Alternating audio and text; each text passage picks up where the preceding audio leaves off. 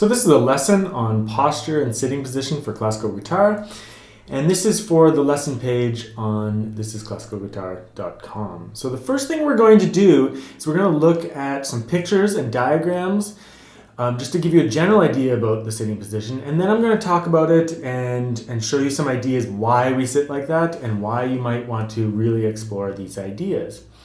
Make sure that you go to the link, if you're watching this on YouTube, go to the link in the info section, because the actual article has like high-res photos and diagrams and tips for you as well.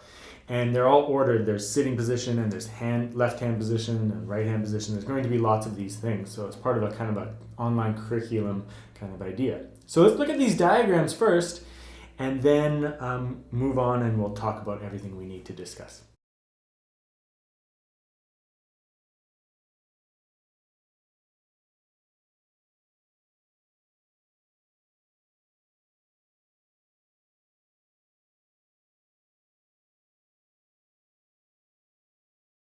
Okay, so now that you have a general idea after looking at those diagrams, let's just talk about some of the reasons why we sit this way, and also just kind of how I introduce it to some of my students when I'm teaching.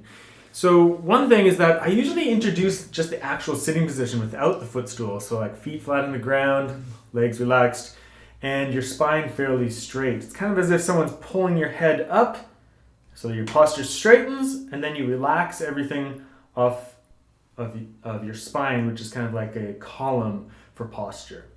Then you put your foot up on the footstool. Once that is up there, just double check your posture again to make sure you're comfortable and sitting properly. And then you introduce the guitar into that. So let's talk about some of the tips that are involved here. So these are like textbook kind of style tips.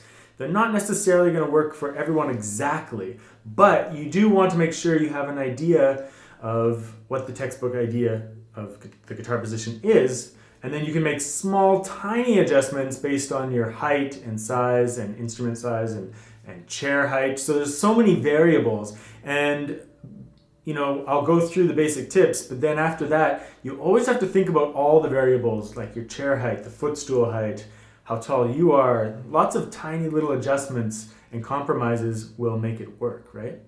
But in general, the guitar is at a 45-degree angle like this. With the headstock, this part here is the headstock right here with the tuning pegs. And in general, the headstock is at eye level right there.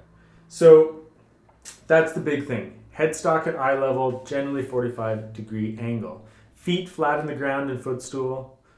And then the face of the guitar, the top of the guitar here, is pretty much straight up and down, not too angled back like this. So generally like this, there can be a little bit of relaxation, a little bit of angling, but just not too much. And in general, I would just say straight up and down. And then any kind of little bits of relaxation that you add to that is just fine. So let's talk about some of these things. One common problem for students is that the guitar is too much like this. The head of the guitar and the neck are so far over that way that their hand tends to kind of have to overextend, especially in the wrist, in order to reach everything. So by getting the headstock at eye level and also just physically bringing it closer towards you to do that, do you see what happened to my wrist? Suddenly this wrist is much more straight.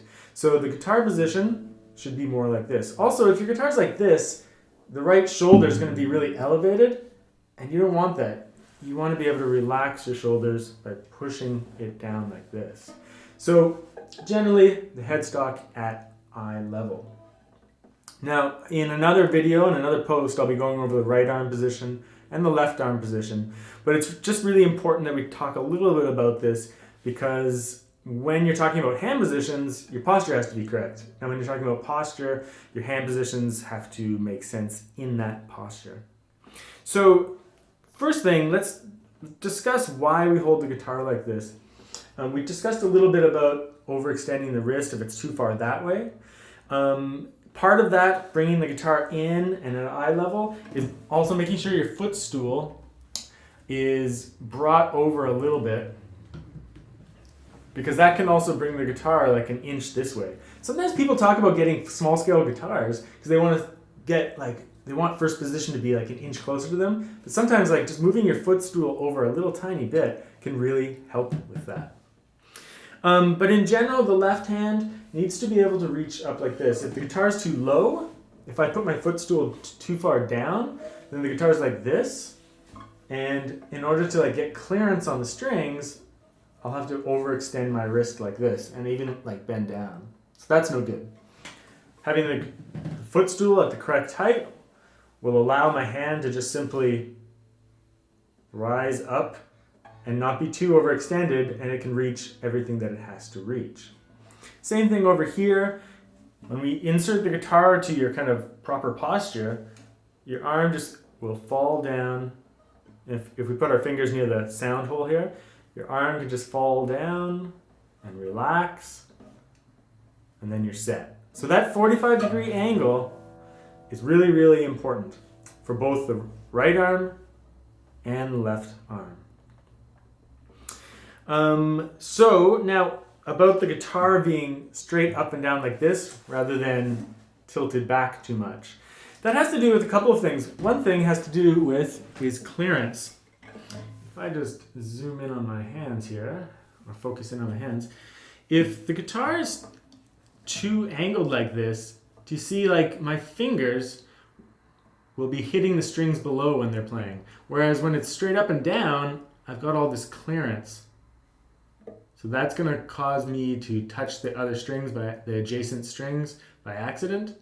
A nice steep angle will allow me to play on my fingertips and bypass all the other strings. So not being too far down this way is really important as well. Beginners really love to angle the guitar for two reasons. One reason is they want to be able to see, actually see their hands, which is a mistake. Let me just get this focused back on me. Okay, so it's a bit of a mistake to angle it just so you can see your fingers here. A much better idea would be you can see the top of the frets, the little pieces of metal that come out on the top of the neck, and you can see your fingernails on the left hand. And that's enough to tell where your fingers are, whether your fingers are close to the fret or far away.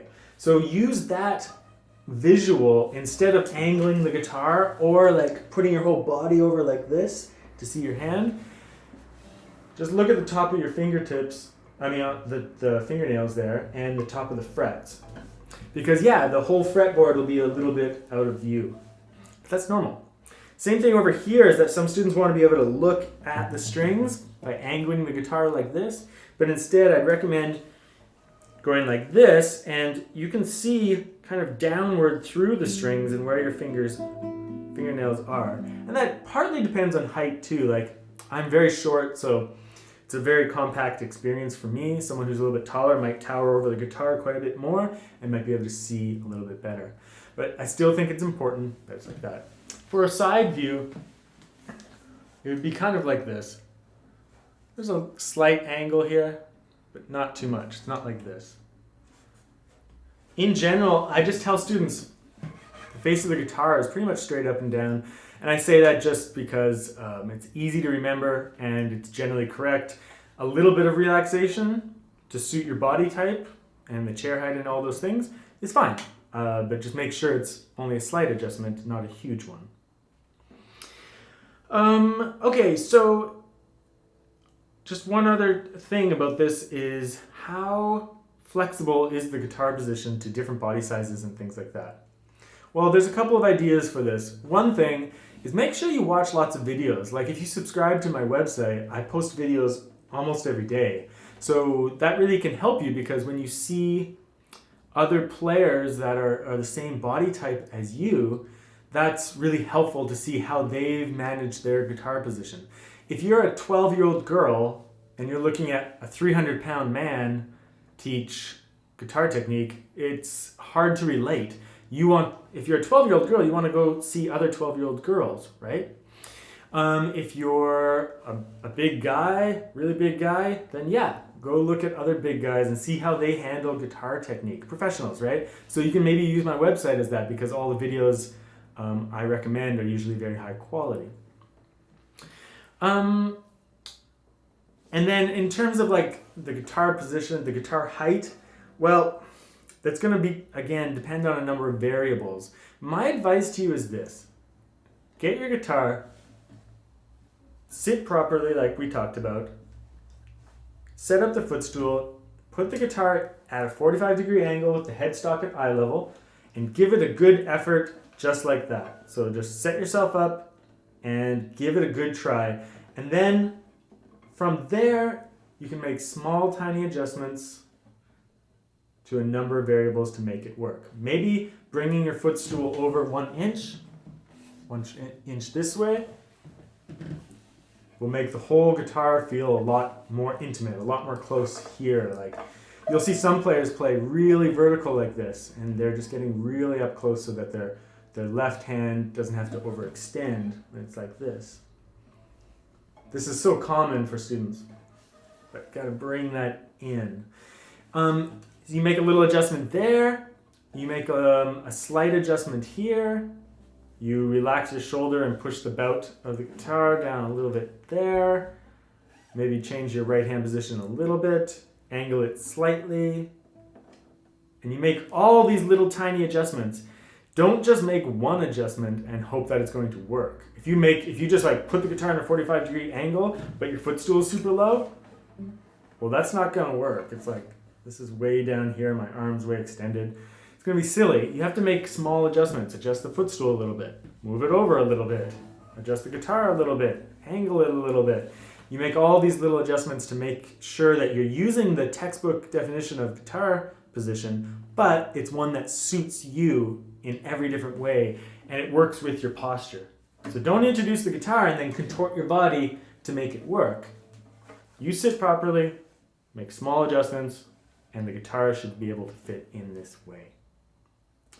Okay, so the next video and the next segment will be on the right hand technique and right arm technique.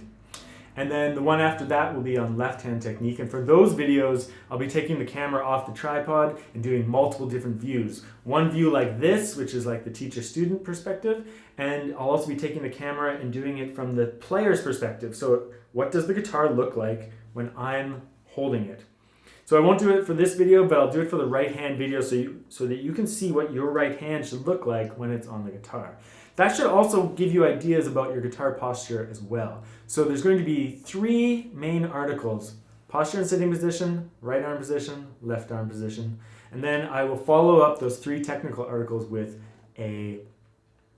just like a general advice for beginners as well. So make sure you watch all of those videos and see all of the articles with the photos and diagrams.